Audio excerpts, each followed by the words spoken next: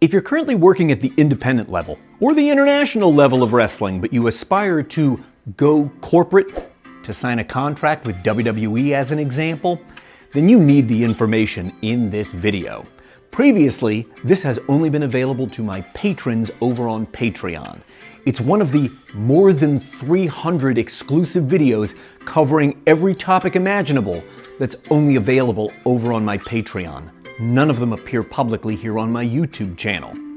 And I'm currently on my way to my goal of 36 new patrons to resume weekly content here at Till We Make It. Currently, I've got 9 of the new patrons that I need, and I need you next. So if you're in a position to support Till We Make It, come and join us over on Patreon. The link is down below in the descriptus. And now, let's talk about the widening chasm between WWE and virtually everything else. It is because one conversation after another today really made me aware of how wide the chasm has become between what's happening at the independent level of wrestling and what's happening at the corporate level of wrestling. And I might even isolate WWE a little bit in this conversation. That's in part because of a seed that got planted in my brain 7 or 8 weeks ago. A student of mine from many years past came to pay me a visit, and we were just talking about the current state of WWE. And he had said to me how they're not even making professional wrestling anymore. It is the next evolution of sports entertainment. It doesn't even have a name yet, but it is its own thing. The Paul Levesque era of WWE is evolving so rapidly into its next form, and it's leaving everybody else behind. They are in one of their hottest periods in decades, and probably hands down, their most profitable. The post-Vince McMahon era under the leadership of TKO has just seen profits go through the roof, and while fans may be complaining about things like ticket prices and accessibility, and they're especially not happy about WrestleMania going to Saudi Arabia, that's not going to stop that company from making even more money, one quarter after another after another.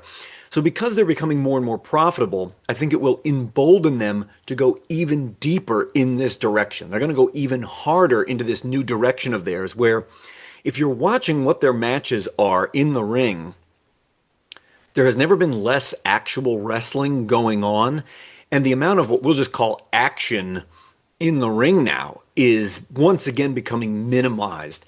It's not quite as bad as it was during the heyday of the Attitude Era. I can remember there were 2-hour Raws where there was less than 20 minutes of actual in-ring action going on.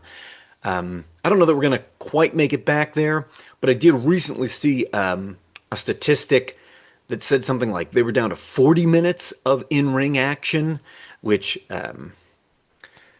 that's not a lot. It's not a lot. So as ever, things move forward and they also slide a little bit backwards in pro wrestling. Nevertheless, to my point of this video for you, that chasm is widening. Part of what's made me realize that is, as I'm trying to teach independent and even international wrestlers what they need to be doing to get over, cut effective promos, become more attractive to promoters so they have more bookings and more merchandise sales, I am increasingly met with objections that sound like this. Yeah, but Mike, that's not what Roman Reigns does. Hey, Mike, yeah, but that's not what Randy Orton does. That's not what Rhea Ripley does. That's not what John Cena does, etc., etc. And they're right.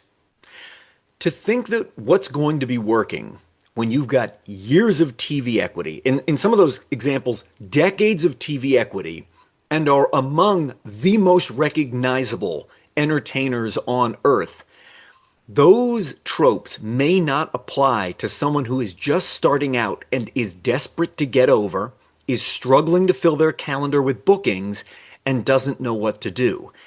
We are not playing the same game.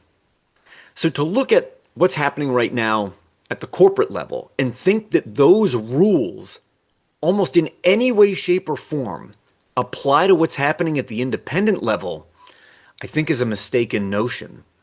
As this chasm continues to widen, what the biggest stars on the biggest stages can do, or set forth as if it were an example, is really only relevant to other stars with lots of TV equity who've been consistently pushed as stars at the corporate level.